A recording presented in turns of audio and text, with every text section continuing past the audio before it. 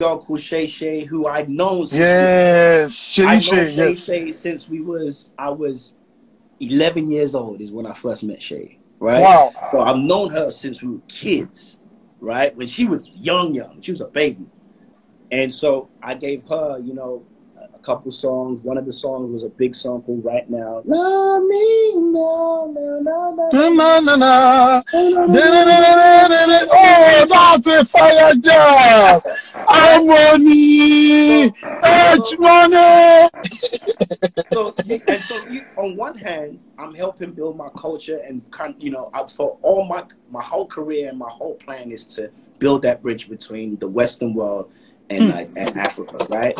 And so on one hand, without me knowing, I'm seeing that artists like Tiwa and Shay and Wizkid and you know, Davido and some other great other artists and the band, the scene's growing. And I didn't realize I was somewhat. You're contributing. No.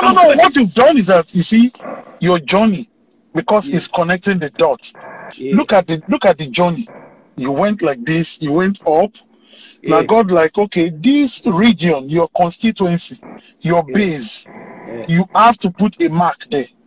Yeah. Because if anytime Tiwa climbs the stage and she drops Kelekele level, it's always fire, smash. You understand? The same thing with Shay. Anytime she drops love me, it's, you know, we all felt the touch of those music. The production was different and it sounds familiar, you know, like you said, Beyonce. But at the same time, I was still doing Chris Brown. I was working with Brandy. I was working with Fantasia. You know, I was working with Kelly Rowland. Like, I was doing all of those. Ariana Grande. Ariana Grande. Mary J. Blige, you know. Like, I was so, you know, I was in between. But for me, it was like, I'm going to try and bridge the gap as much as possible. And then one of the biggest opportunities came. Well, let me finish the Rotimi story. So when Rotimi came and we was working on Love Rhythm, I had the beat going. And one of the things that you know, just because you sing and you rap and you can do all these things doesn't mean you have to be on stage doing it. Sometimes you can use those things to enhance your work in the studio, right? So a lot of the songs that you hear that I produce, I'm either singing the melodies in the background, the melody came from me, or I wrote some of the lyrics on top of the music that was on top, right? And all the artists and producers and writers that I work with know that. So with Love Rhythm, if you listen,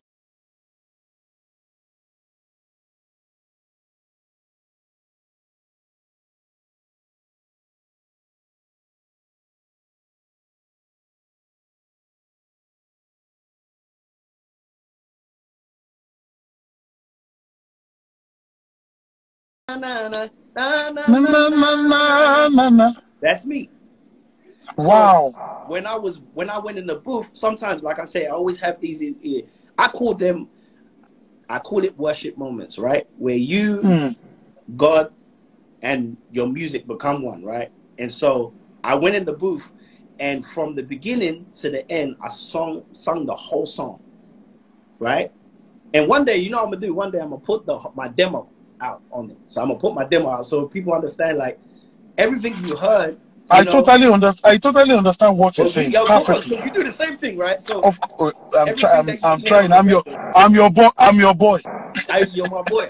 So everything you heard on the record, I did it, right? I basically did it from the baby all the way to, you know, wish I could learn. I have everything comped that I did. Then we put the lyrics to it. Ro jumped in the booth and obviously smashed the living blacks out of that record. And you know, even when we were putting the record out, people, this is why I don't always listen to industry people. Like, I like the industry, I love the industry, I work with people in the industry, but they don't always know because they're always listening. They are not on ground. They only follow. They don't necessarily know what actually is ahead of time, right? So now you understand, when I'm in America, the Afrobeat world is still not moving as aggressively as they think, as you know. So when they're looking at, yeah, but I don't know if they're gonna play this on radio, and I'm like, I bet we got it. They're gonna. Story. So we end up putting that song out through Ghazi and on Empire, and it was the song that everybody loved, and actually really opened the door for Rotimi in the music side. Like really, really like solidified him. Because it's very hard to go from, you know, he's on a TV show called Power with 50 Cent, Omari Hardwick, shout out my brother Omari, and, you know, the whole squad. And it's really hard for actors to switch from music to acting. There's not many people that can do it very, very well, right? It's very, very hard. No. If you ever look at actors that try to switch, it's hard, right?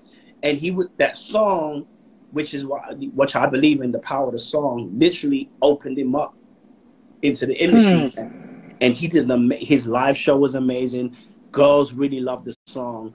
And when Say Yes comes, she's like, that's the song.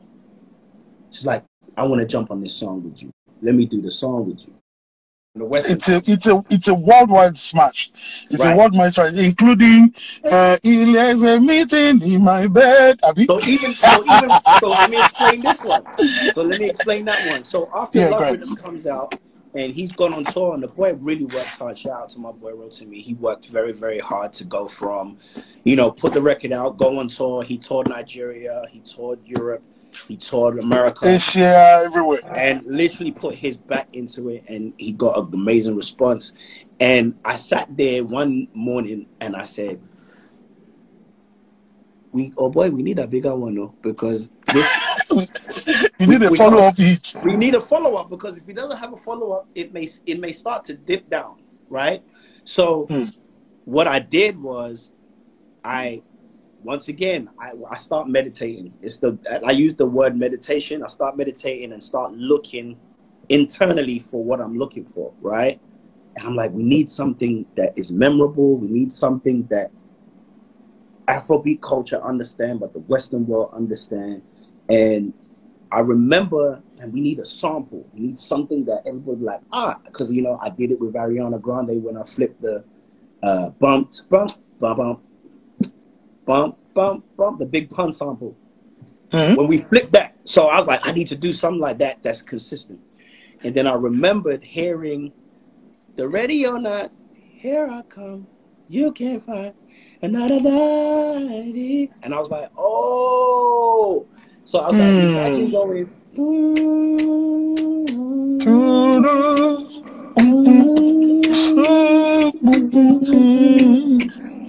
I did this all in my head driving. I picked up the phone. I called my man. I said, Rotimi, I got it for you. I didn't even make the record. I said, we've got it. He said, what? I said, I've got the record. This record about to change your whole life. And so I explained to him, he's like, why? I said, basically, the song's going to start like this. And then I put the beat. So all on the phone. I haven't made the record. I haven't been to the studio, nothing. You already have the picture. You already have the final picture in your head. 4 weeks later, bro. 4 weeks later, he comes to the studio. He's like, have you made it? I said, no, I'm about to make it right now. And he sat down there. Ryan Tolby, one of the dopest, he was in a group called City High and was in Sister Act 2. And did a whole bunch of records for Osha, was in the room. And Varen, who wrote a Trip for LMA and also wrote a bunch of hits for us. So it's me, us two, and Rotimi in the room. And I start making a beat in the room. And Rotimi's looking at me like, how are you just making this now? Right? And somewhere in that, I said, there's a meeting in my bedroom. And then the whole song, the rest of everybody it just came like every. The rest you see that line, it's a killer line. There's a meeting in my bed, in my bed. Everything is just and so far and so forth. And I would just say, like, I've never made a mistake in making a record or a hit. It's always been deliberate. It's always been purposeful. It's always been there's always been a reason behind it. And one of the things that I want to talk about those songs that I did that culturally put the world together. So if we go back to Michelle Williams, Kelly Rowland, and Yes. Beyonce. When Jesus says yes, nobody can say no. So, you know, these are songs that naturally people we just pray, use it for praise and worship. Everybody just go. You know, when I first heard this, I'm like, what is this again? Which kind of wahala be this? So when Jesus say yes, and Beyonce on the remix. I mean, Beyonce was on the song. Listen, let me tell you, when I say everything was God ordained, it's God ordained, right? When I was younger, and you know, we used to, so whenever we didn't go to church on a Sunday, Celestial Church, we would do praise and worship in the house. And one of my mother's favorite songs is When Jesus say yes, nobody can say no. Yes. But that was the way she always kept us positive and kept us engaged and made us, you know, it was our motivation. When Jesus say yes, nobody can say that, right? Yeah. And say no. And so fast forward 25 years later, I'm in the studio with Michelle Williams working on her album, Journey to Freedom, right? And I met Michelle because obviously I was working with Kelly Rowland on her album, right? So she said, I need you to work with my sister, Michelle. So I said, cool. So me and Michelle go in the studio.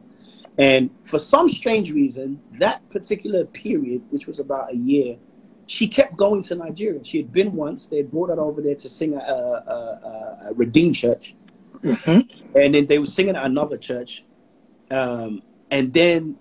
And I was like, she's like, it's interesting. Since I met you, I've been called to go to Nigeria at least 2 or 3 times. I said, that's interesting.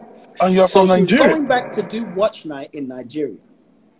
Wow. She was going to do the national anthem at Watch Night in Nigeria. And I said, after you sing the national anthem, you should say to the crowd, when Jesus says, nobody can say no. And then I said, the people will respond to you. When Jesus says, yes, nobody can. Bro, you would have thought that I gave her $1 million. She said, what's that? I said, what do you mean? She's like, what song is that? I said, it's an old hymn. Like, we used to sing it.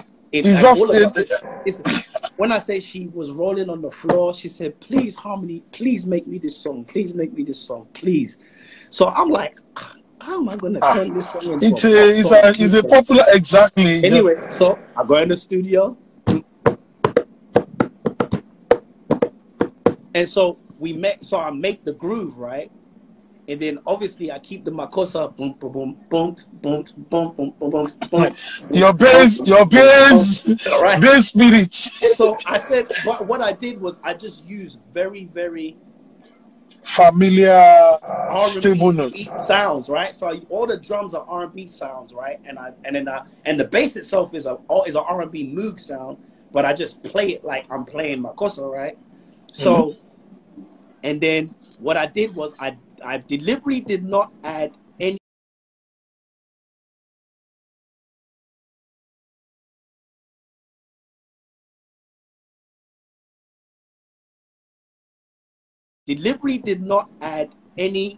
big chords because I didn't want it to sound overproduced. Overproduced. Sorry, if this life cut off, we'll reconnect again. Yeah. So one of the things the last thing I did was I said we need a verse. So that's when we added I'm not worried without a thing. And then we go. Then I did the gospel part. Da, da, da, da, da. You know what I'm saying? So, no. Before we go ahead, I must say it. Harmony still plays with the church choir till date. Every Sunday, you cannot catch it. I went to your church rehearsals, and I was marveled. I was using my camera phone to record them. Harmony till today doesn't miss any church service. I am saying it in front of God and man. Continue, sir. Yeah, and that's how that song came about. And then, you know, like I said, everything is ordained and timed. And sometimes once you've done the job, once you've done whatever it is you're supposed to do, get out the way. Let God do the rest, right? How did Beyonce now get on that? So this is what I'm going to say. So while we were doing the album, so Say Yes was probably the last song we did on the album, right? So we had asked her to jump on 2 or 3 songs prior, Michelle. Now that's her sister. So Michelle had reached out and said, V, would you jump on this song, this song, this song? Beyonce didn't say no, but she didn't respond, right? So it was like, maybe she doesn't like the song. Cool. Beyonce comes to LA and says to Michelle, come and see me, right? So she goes like, I want to hear the album. So Michelle's playing the album to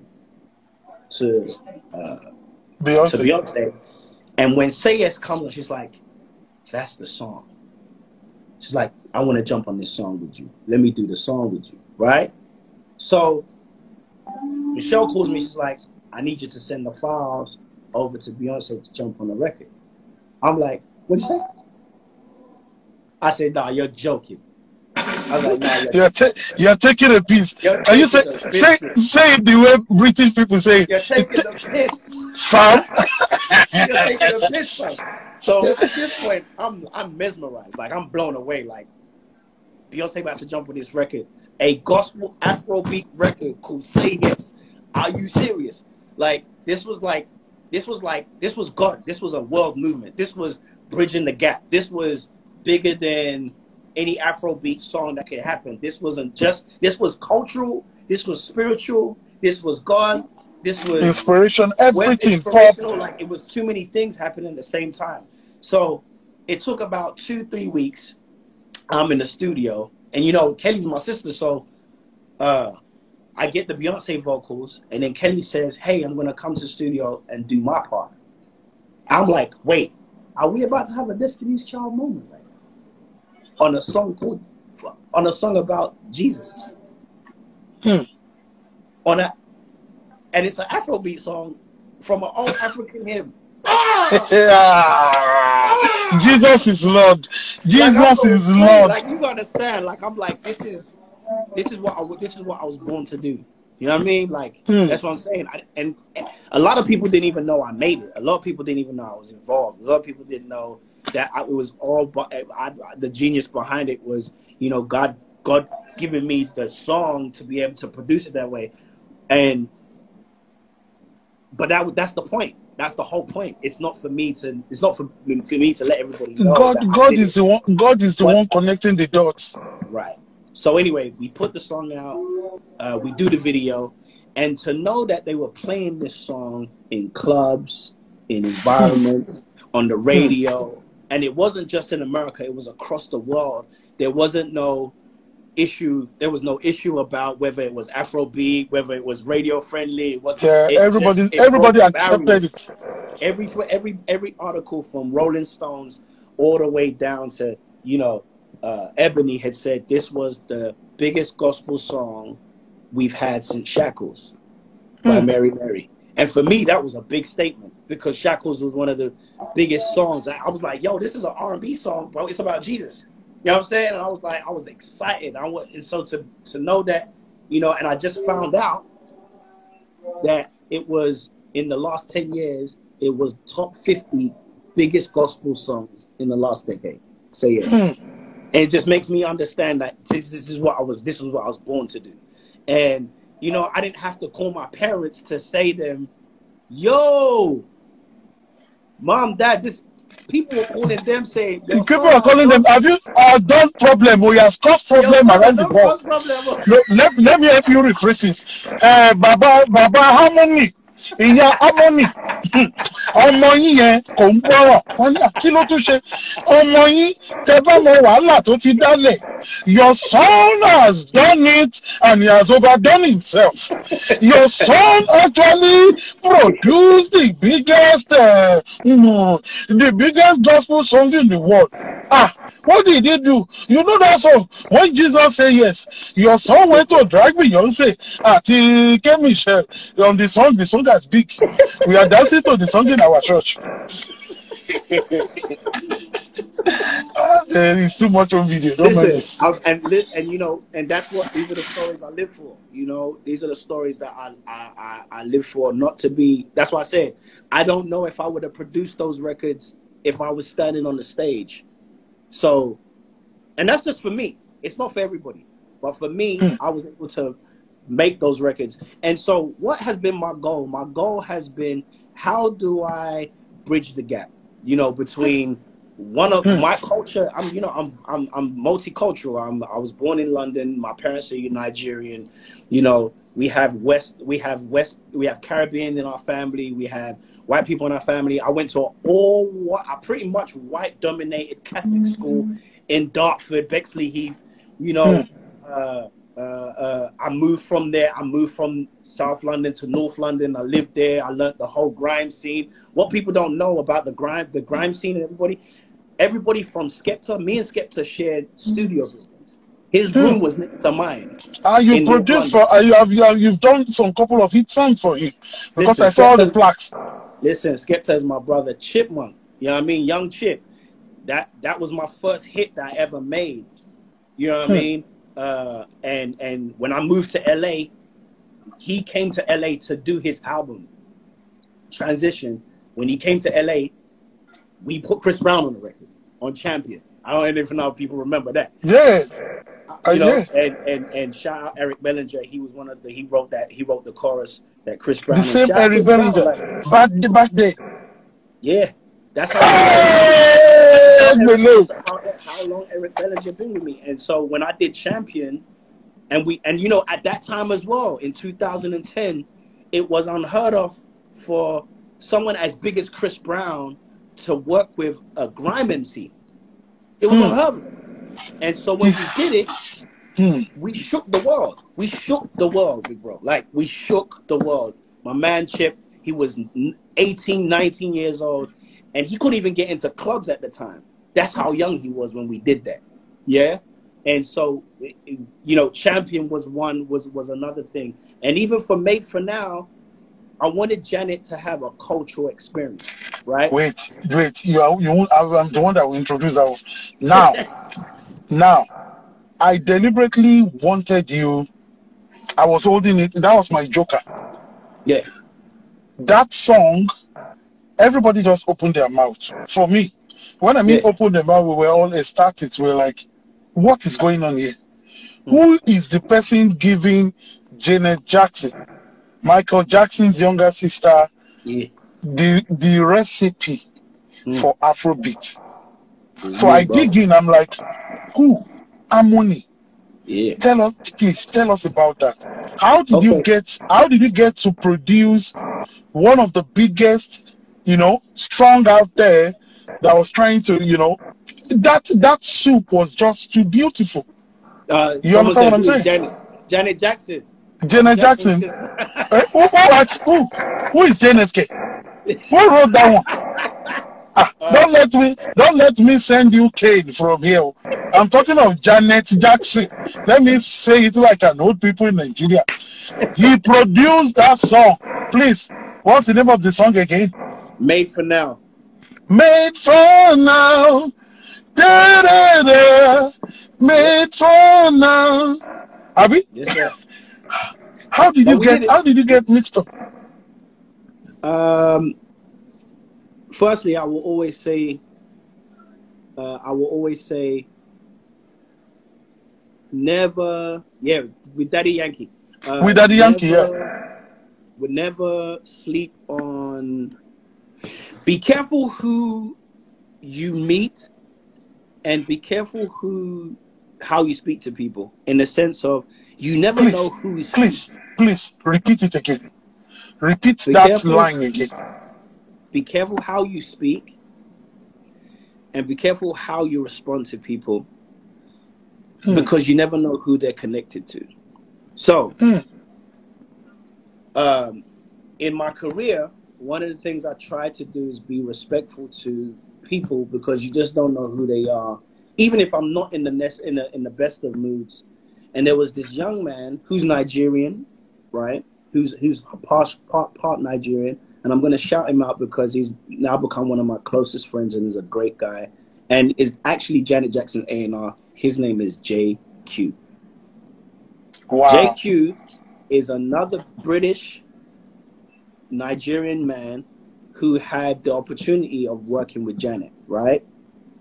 So he had called, I was getting on a plane from London to LA, back. So it was Christmas. I was going from London to LA, and JQ was on the plane, and he was like, "Yo, what's up, Harmony?" And I was like, I don't really know you, but okay. Hey, bro, you good? He's like, How yeah, you doing, man. bro? You good? He's like, yeah, man. We gotta talk when you get a minute. I'm going to LA. Da, da, da. Cool. We'll talk, bro. No problem, bro. Here's my number. Boom, boom, boom. I get to LA. We go to the I go to the Clive Davis party. Who's at the Clive Davis party? Shout out to Mikey. Mikey is in the building. Our boys, they are just waking up. Don't worry, I would still do their own too. Sons of Sonics. Listen, where is Mo Samuel? Go and call Mo. I just want to let you know, Sons of Sonics, Mikey Music, Mo Keys, Mo Samuels, my little brother Moses. These are two brothers of mine who I am blessed to have in my family, in my corner. They are like pillars, and are basically going to take over from where I'm at. You know what I'm saying? And they're pretty much they're the general. Can you chip in there that they produce a song for Bankulli too? Oh, they definitely. We all have produced a song for Bankulli. It's coming. They have my song too there. But no, yeah, Mikey and Moses are legends, hit makers, and I can't wait for their people to hear their story. They worked for it. You know what I mean? A lot of people would ride their brother, and because I'm the big brother, they would take advantage. No. They worked for it. They worked hard for it, and if you check their history, it's very similar to mine too. They worked in the UK. They had hits in the UK with Wretch 3-2. You know what I mean? One of my favorite songs with I forgot his name, where the party don't start digging. Like, they had hits. They've got hits. They just did Justin Bieber's album. Yes. They are. I said, don't worry. The two of them, I'm doing their own next week. Sons of Sonics. We have to expose them to the world. The Justin Bieber's latest album, they produced one of the fire tracks there. Yeah. And so their story is amazing. When we worked on, so JQ said, I need you to come see me. I need to come see you. So after Clive Davis, you know what I mean? I said, cool. And in Los Angeles, it's like a lot of people say, I need to talk to you. And that's right, Killer Kuds. Shout out Killer Kuds for that smash. After JQ came to see me,